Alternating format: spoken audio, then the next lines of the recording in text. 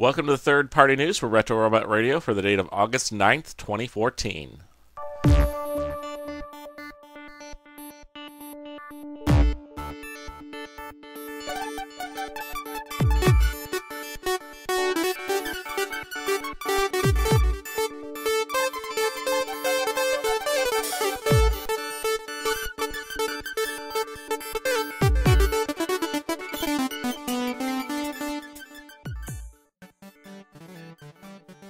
Alright, lots of news to go over this week. First is a picture from Ark Studios that was displayed at the Auto Assembly this weekend. This is their legend-sized version of smoke screen and the side swipe. Looks like the smoke screen is already as a test shot and side swipe is a prototype. So those should be coming soon. We had a lot of updates from the company called BadCube, who is formerly known as Cubix. They are working on their own versions of Brawn and Outback called Brownie and Backland. Here's Backland, which you can see is pretty close to being done. This is a color and somewhat painted test shot. They have said that there will be more details and paint on it when it's done. And this is their Brawny, which is an incredibly imaginative new name for Brawn. As you can see, it has hinged hands, which is kind of cool. It has ankle tilts. Some people complain a little bit about the gaps between the knees and the ankles, but I think they're pretty good. I also like that Brawny is coming with some accessories. For instance, this is a drill that he used in one episode where Brawn was drilling into the ground. And here he is compared to MP10 Optimus Prime. This comes to what, about deluxe size, a heavy deluxe? So that's pretty cool if you also want a deluxe-sized Brawn. Here are some of those accessories I was talking about.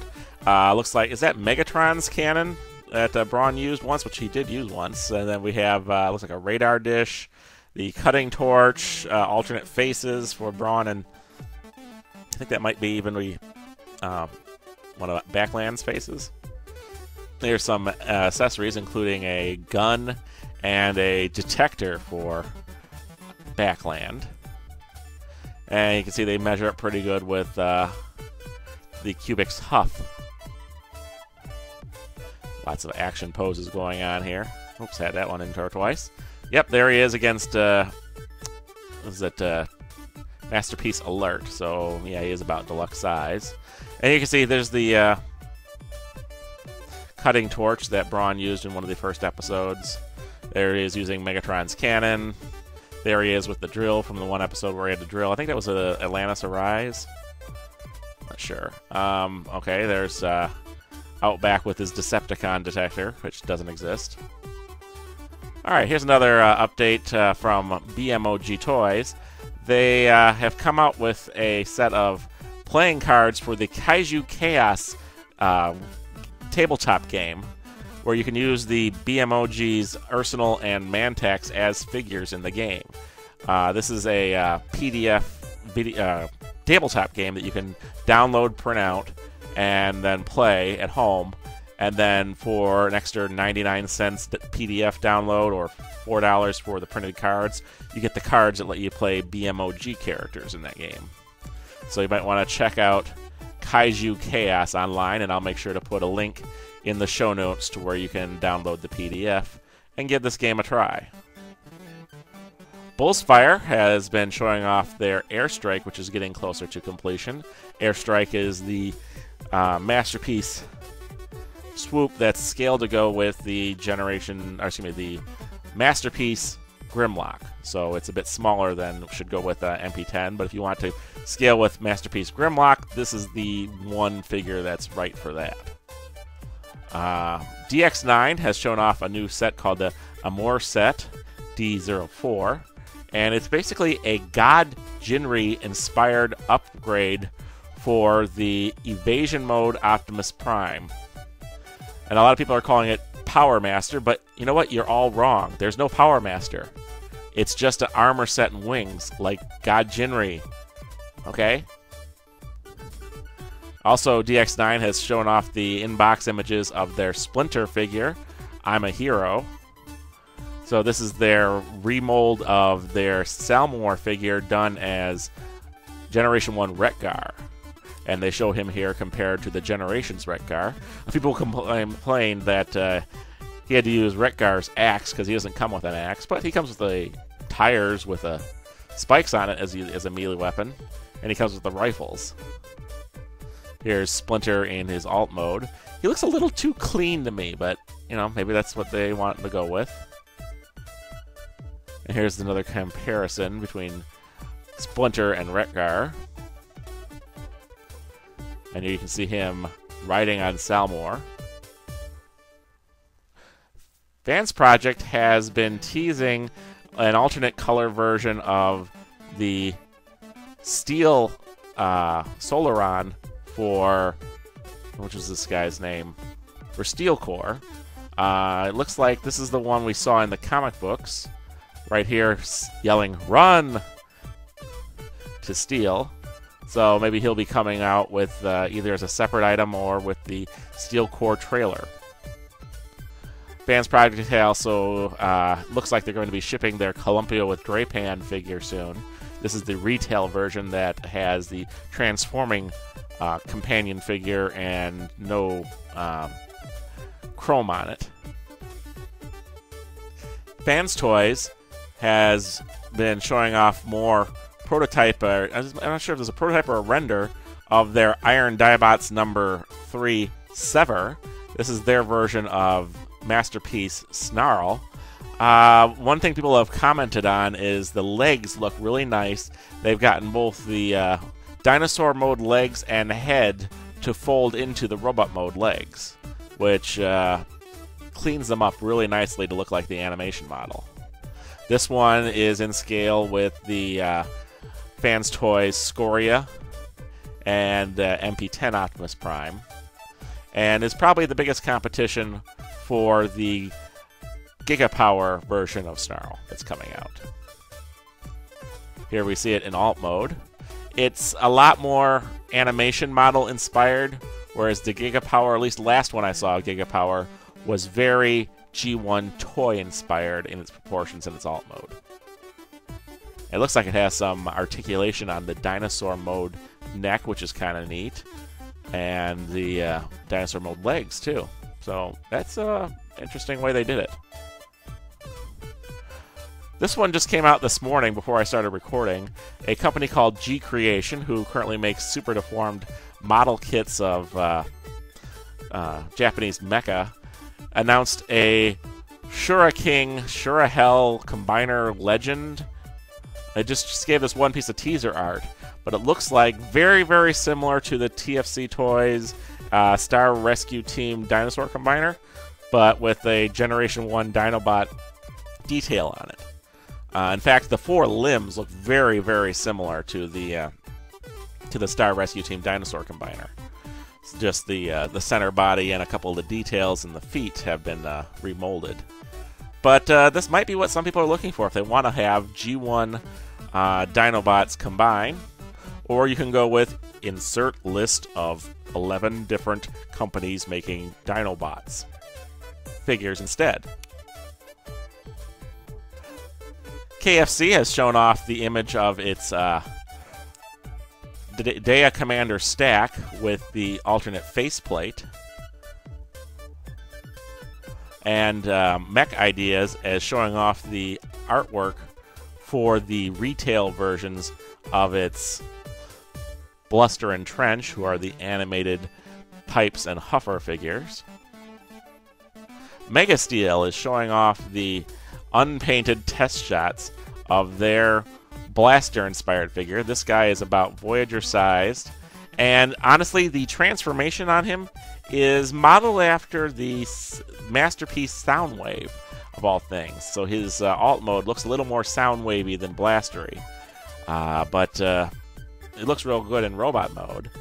And as you can see here, it's unpainted, but getting closer to being done.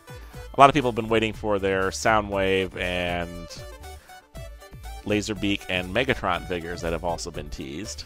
I guess this one's the farthest along. We've only seen it as a test shot. The other ones were all prototypes. Looks like it might have ratcheting joints in the legs. That might just be for show.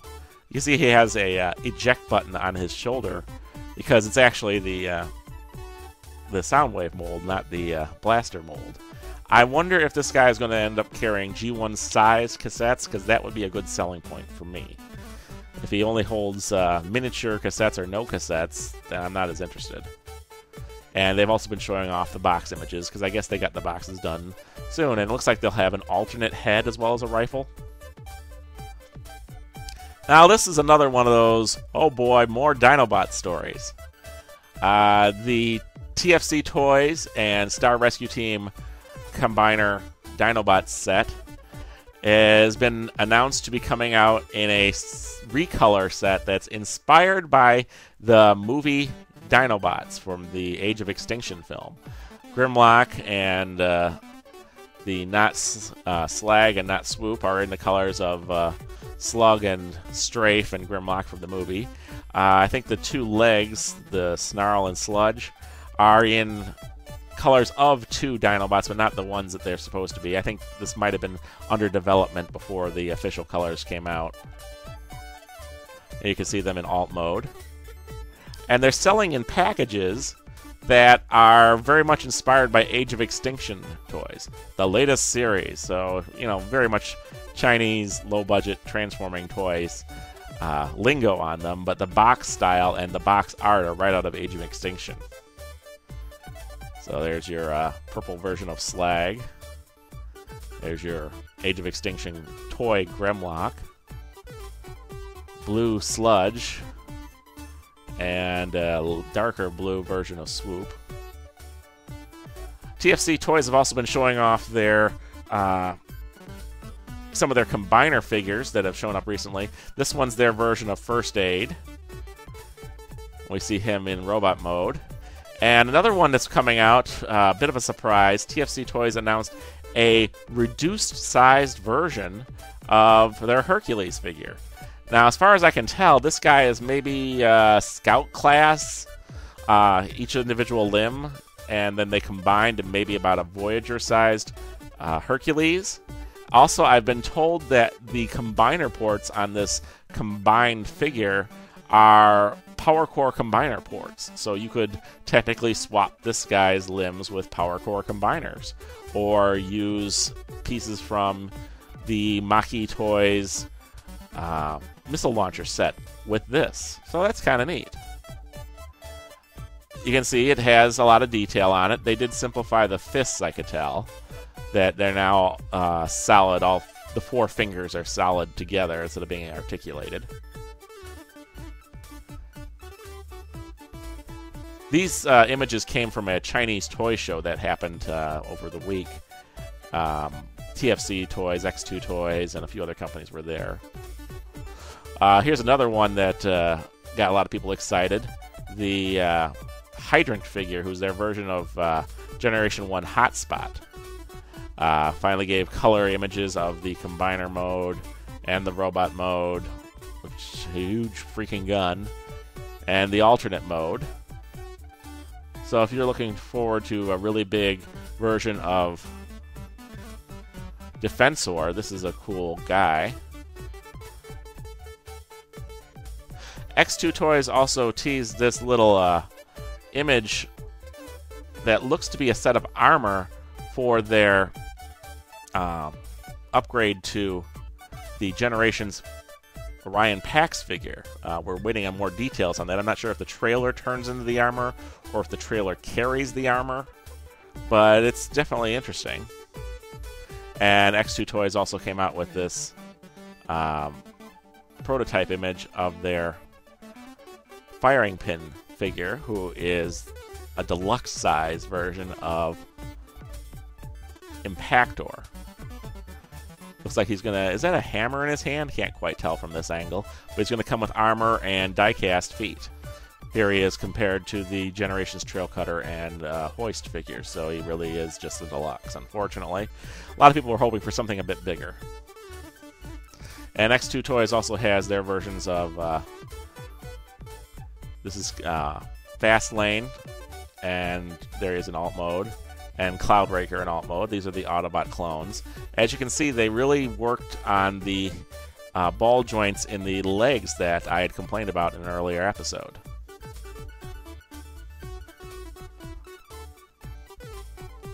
And one of the coolest looking figures coming out right now is this version of... This week's spotlight is on the China original model MetalToys Expo that was held this week. And I wanted to take a second to look at it because they had displays there from TFC Toys and X2 Toys, as well as other figure makers. You see here they were setting up. Both X2 Toys and TFC Toys had glass display cases. The X2 Toys display case showed the history of their figures from a transforming toy knife they made that wasn't Transformers related.